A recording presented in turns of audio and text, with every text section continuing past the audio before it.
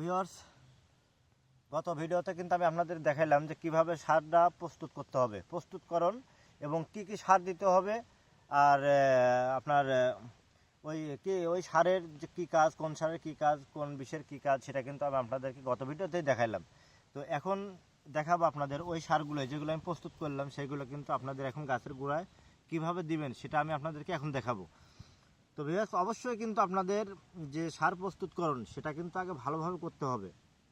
আর কী কী আমি সার দিয়েছি, বীজ দিয়েছি, সেগুলো আগে দেখবেন, দেখার পরে কিন্তু সারগুলো প্রস্তুত করবেন। তারপরে বেজে কিভাবে দিবেন সেটা আমি আপনাদেরকে এখনই দেখাবো।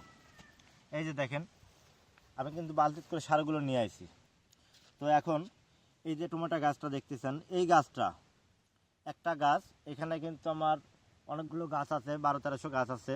সেক্ষেত্রে আপনি এই কথাটাও আমার বলতে হবে, কেননা না বললে তো আপনারা বুঝবেন না। একটা গাছে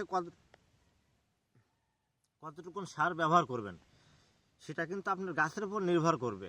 এই যে দেখেন, এই গাছটা কিন্তু আমার একটু হলেও দুর্বল আছে। কেন আছে?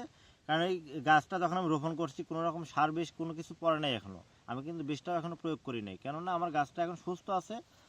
আর সার দেওয়ার পরে কিন্তু আমি কীটনাশক, ছত্রাকনাশক এগুলো ব্যবহার করবো। আর কী কী বীজ ব্যবহার করবো অবশ্যই আপনাদেরকে ভিডিওতে আমি দেখাবো, ওগুলো আপনারাও দেখবেন, পূর্ণ ভিডিওটা দেখবেন সবসময়ের জন্য। তো এখন এই গাছটা আপনার কতটুকু সারটা দিতে হবে, এই গাছে আপনি ম্যাক্সিমাম সর্বনিম্ন 70 থেকে 80 গ্রাম সার এই গাছটাকে প্রথম ধাপে যে বিষ সারটা দিবেন সেটা দিতে হবে। 70 থেকে 80 গ্রাম সার আপনার এখানে দিতে হবে। আর এই 70 থেকে 80 গ্রাম সার আপনি প্রতিটা গাছ আগে হিসাব করবেন যে আপনার জমিতে কতটা গাছ আছে। 1000 গাছ থাকলে আপনার 100 কেজি সার লাগবে। সেক্ষেত্রে আপনি কোনটা কতটুকুন দিবেন সেখানে কিন্তু আপনি ওই সারটা কিন্তু হিসাব করবেন। যে প্রথমত 100 কেজি মিল করতে হলে আপনার 60 কেজি দিবেন হলো ড্যাপ, 20 কেজি হলো আপনার পটাশ, আর যে 20 কেজি বাঁচবে সেইগুলো কিন্তু আপনার এই যে বিষ আছে, ভিটামিন বিষ আছে, আবার সামান্য কিছু ইউরিয়া দিতে হবে আপনার। দিলে কিন্তু গাছটা একটু সুন্দর হবে প্রাথমিক দিকে। সেক্ষেত্রে আপনারা হিসাব করে বার করবেন যে একটা গাছ প্রতি 80 গ্রাম করে ধরলে আপনার 1000 গাছে কতটুকু সার লাগে, 80 কেজি সার লাগে। সেইভাবে সুন্দর করে হিসাব করে তারপরে এখানে সারটা নিয়ে আসার পরে কিন্তু আগে তারপরে প্রস্তুত করতে হবে। তো এখন আমি আপনাদেরকে দেখাই যে কিভাবে সারটা বেজে দিবেন। এই যে দেখেন, বেজটা যে আমি করছি, বেজটা কিন্তু আপনাদের করা দেখাইছি। ভিউয়ার্স, আপনারা না দেখলে কিন্তু কোনো সময়ের জন্য কৃষি কাজ এগুলো শিখতে পারবেন না। আর জানার থাকলে কিন্তু অবশ্যই আমার ভিডিওগুলো দেখেন। এই যে দেখেন, যে বেজটা যে করেছি, বেজ কিন্তু গাছের গোড়া থেকে প্রায় 5 থেকে 4.5 ইঞ্চির মতো কিন্তু আছে। এখানে 5 থেকে 4.5 ইঞ্চির মতো কিন্তু এই বেজটা আছে আমার। তো এই বেজের যে সাইড আছে, এই যে দেখেন মাটি কিন্তু এটাকে আমরা বেজ বলি, অন্য জায়গায় কিন্তু এটা রিংও বলে। তো 80 গ্রামের মতো সার, এটা কিন্তু আপনার মাফিয়ে দিতে হবে না, আপনার কিন্তু আইডিয়ার উপর দিতে হবে যে 80 গ্রাম সার আমি এখানে দেব। এই যে দেখেন, এটা কিন্তু আমার সেই প্রস্তুত করা কিন্তু সার বিষ এখানে সব কিছু দেওয়া আছে। এই যে দেখেন, এইভাবে আপনারা এই যে দেখেন এইভাবে কিন্তু বেজে সারটা দিবেন। দেওয়ার পরে তো এখানে আপনারা ভাবতে পারেন যে কত গ্রাম সার পড়লো আমার। আপনারা দেখবেন যে এখানে কিন্তু 70 থেকে 80 গ্রামের মধ্যে সীমাবদ্ধ আছে এই সারগুলো।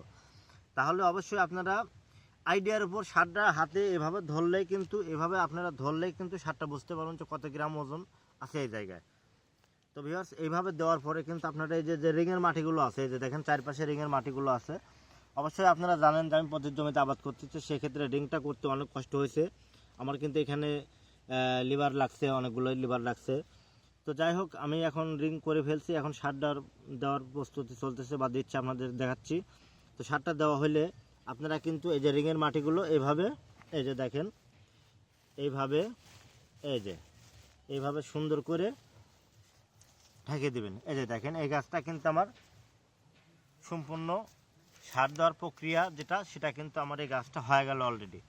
তো আপনারা এইভাবে সারটা কিন্তু দিবেন। তাহলে এই সারটা দেওয়ার পরে যে আপনারা যেভাবে ঢেকে দিয়েছেন, এখন কিন্তু আপনার এখানে কিন্তু আরও অনেক কাজ আছে। যে কাজটা সেটা হচ্ছে আপনার এখন কিন্তু সেচ দিতে হবে। সেচটা কোন সময় দিতে হবে, কয়েকদিন পর দিতে হবে, সেটাও কিন্তু আমি আপনাদের ভিডিওতে দেখাবো। তার আগে আরেকটা কথা বলি, সেটা হচ্ছে যে বেজটা আপনারা করছেন, এই বেজ গাছ ছাড়া আপনারা যদি আরও দূরে দিতে চান তাতেও কোনো সমস্যা নেই, আরও ভালো হবে। তো যেহেতু এটা আমি অনাবাদি জমি বললে ভুল হবে, এখানে যেহেতু প্রতি জমিতে আমি আবাদ করছি, সেক্ষেত্রে আমি বেজটা বেশি বড় করতে পারি নাই। সেক্ষেত্রে আমি বেসটা দেখেন এই যে প্রায় আপনার 6 থেকে 7 ইঞ্চি কিন্তু এই বেসটা আমি করছি। সেক্ষেত্রে দেখেন মাটি কিন্তু চারপাশে অনেক সুন্দর এখন মাটি হয়েছে। এখন সেচ দিলে আপনার যে গাছের শিকড়টা, সেই শিকড়টা অতি তাড়াতাড়ি সারটা গ্রহণ করতে পারবে, গাছটা অনেক সুন্দর হবে। আর যে এই যে দেখেন পাকা পাতা আছে, এই যে মরা পাতা, এগুলো আপনারা যদি গাছ থেকে বিচ্ছিন্ন করে দেন গাছের জন্য অনেক সুবিধা হবে। টমেটো গাছের এরকম ধরনের পাতা থাকলে আপনারা কাটি ফেলেন, সমস্যা নেই, ভালো হবে। তো ভিউয়ার্স, অবশ্যই আমি আপনাদেরকে দেখাইলাম সার প্রস্তুতকরণ এবং সার রিংয়ে বেজে কীভাবে দিতে হবে সেটাও কিন্তু আমি আপনাদেরকে দেখাইলাম। কারণ কৃষিকাজ এমন একটা কাজ যেটা না শিখলে কিন্তু কখনোই করা যায় না। আমি যে আজ বিগত 7-8 বছর অতিবাহিত হচ্ছে, আমি কিন্তু কাজটা কিন্তু অন্য অন্য কৃষকের কাছ থেকে ফলো করছি, করার পর কিন্তু আমি এগুলো পরে নিজে নিজে করার চেষ্টা করছি। আর এগুলো যে আমি এগুলো এখন করি, আসলে অভিজ্ঞতা ছাড়া কিন্তু এগুলো হবে না। আপনি যদি আনাবাদে করতে চান তাহলে অবশ্যই আমার ভিডিওগুলো আপনার দেখতে হবে। আরও অনেক বড় বড় কৃষক আছে, তাদের ভিডিওগুলো দেখেন, তাদেরকে ফলো করেন, আমার পেজটা ফলো দিয়ে রাখুন। আমার ফেসবুক যে পেজটা আছে আসুন কৃষি শিখি, সেটা তো ফলো দেন।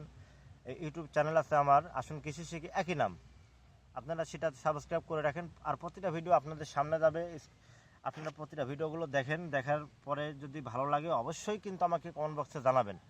আর চাষাবাদের মধ্যে কিন্তু সব কৃষকেরই ভুল ত্রুটি হয়ে থাকে, আমারও ভুল ত্রুটি আছে বা হয় মাঝে মাঝে, যেগুলো আপনাদের হয়তো বা চোখে পড়তে পারে। অনেক ভালো ভালো কৃষক আছে যেগুলো আমার ভিডিওগুলো দেখেন, আমাকে কমেন্টও করেন, আমার ভালো লাগে যে আসলে আমার ভুলগুলো আপনারা ধরাই দিচ্ছেন। আর আমার কাজের যে কিছু ভালো বিষয়গুলো আছে যেগুলো আপনারা নিচ্ছেন, আমাকে প্রশ্ন করতেছেন, ভাই আপনার এই কাজগুলো ভালো লাগে, আমারও খুব ভালো লাগে। আসলে আমি নিজে যেটা করি সেটা মানুষকে জানাতে পারি, এটা অনেক ভালো একটা বিষয়। আসলে নিজে জানলেই হবে না, অপরকে জানানোটাই সবচেয়ে বুদ্ধিমানের কাজ এবং ভালো মানের পরিচয় দেওয়া।